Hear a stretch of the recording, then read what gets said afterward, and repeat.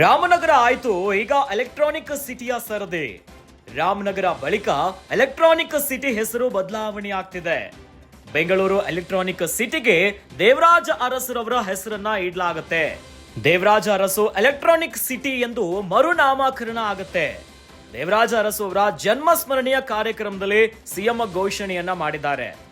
Electronic city ಇನ್ನು ಮುಂದೆ Devaraja Arasu electronic city ಆಗುತ್ತೆ.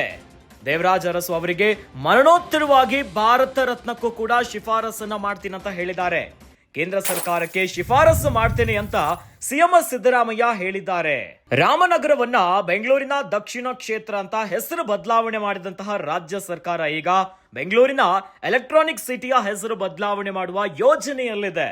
ಎಲೆಕ್ಟ್ರಾನಿಕ್ ಸಿಟಿಯ ಹೆಸರನ್ನ ಬದಲಾವಣೆ ಮಾಡಲಾಗುತ್ತಂತ ಮುಖ್ಯಮಂತ್ರಿ ಸಿದ್ದರಾಮಯ್ಯನವರು ಘೋಷಣೆ ಮಾಡಿದ್ದಾರೆ. ಮಾಜಿ ಮುಖ್ಯಮಂತ್ರಿ ದಿವಂಗತ ಡಿ ದೇವರಾಜ ಅರಸು ಅವರ 109ನೆಯ ಜನ್ಮ ದಿನಾಚರಣೆಯ ಕಾರ್ಯಕ್ರಮದಲ್ಲಿ ಮಾತನಾಡಿದಂತಹ ಸಿಎಂ ಸಿದ್ದರಾಮಯ್ಯನವರು ಎಲೆಕ್ಟ್ರಾನಿಕ್ ಸಿಟಿಗೆ ದೇವರಾಜ ಅರಸು ಎಲೆಕ್ಟ್ರಾನಿಕಲ್ ಸಿಟಿ ಅಂತ ನಾಮಕರಣ ಮಾಡಲಾಗುತ್ತೆ ಅಂತ ಘೋಷಣೆಯನ್ನ ಕೊಟ್ಟಿದ್ದಾರೆ. ಇನ್ನು ಅದಲ್ಲದೆ ದೇವರಾಜ ಅರಸರವರಿಗೆ ಮರಣೋತ್ತರವಾಗಿ ಭಾರತ ರತ್ನ ಪ್ರಶಸ್ತಿ ನೀಡಲು ಕೇಂದ್ರ ಸರ್ಕಾರಕ್ಕೆ ಶಿಫಾರಸನ್ನ ಮಾಡಲಾಗುತ್ತೆ ಅಂತ ಸಿಎಂ ಸಿದ್ದರಾಮಯ್ಯನವರು ಘೋಷಣೆಯನ್ನ ಮಾಡಿದ್ದಾರೆ. ಈ ಮೂಲಕ ಎಲೆಕ್ಟ್ರಾನಿಕ್ ಸಿಟಿಗೆ ಇನ್ನು ಮುಂದೆ ದೇವರಾಜ ಅರಸು ಎಲೆಕ್ಟ್ರಾನಿಕಲ್ ಸಿಟಿ ಅಂತ ನಾಮಕರಣ ಮಾಡಲಿಕ್ಕೆ ರಾಜ್ಯ ಸರ್ಕಾರ ಮುಂದಾಗಿದೆ. ಆಮೇಲೆ ದೇವರಾಜ ಅರಸರವರಿಗೆ ನಾನು ಶಿಫಾರಸು ಮಾಡ್ತೀನಿ, ಅವರಿಗೆ ಮರಣೋತ್ತರ ಭಾರತ ರತ್ನ ಕೊಡಬೇಕು ಅಂತೇಳಿ ಒತ್ತಾಯವನ್ನು ಮಾಡ್ತಕ್ಕಂಥ.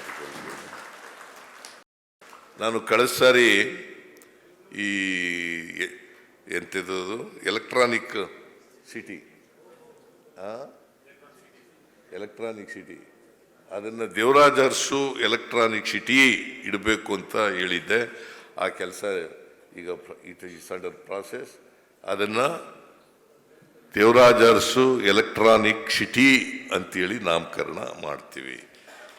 ದೇವರಾಜ ಅರಸರವರು ಭಾಳ ಮುಖ್ಯವಾಗಿ ಮಾಡಿದಂಥ ಕೆಲಸ ಏನಪ್ಪ ಅಂತಂದರೆ, ಕರ್ನಾಟಕ ಏಕೀಕರಣ ನವೆಂಬರ್ 1, 1956 ಇಸ್ವಿನಲ್ಲಾಯಿತು.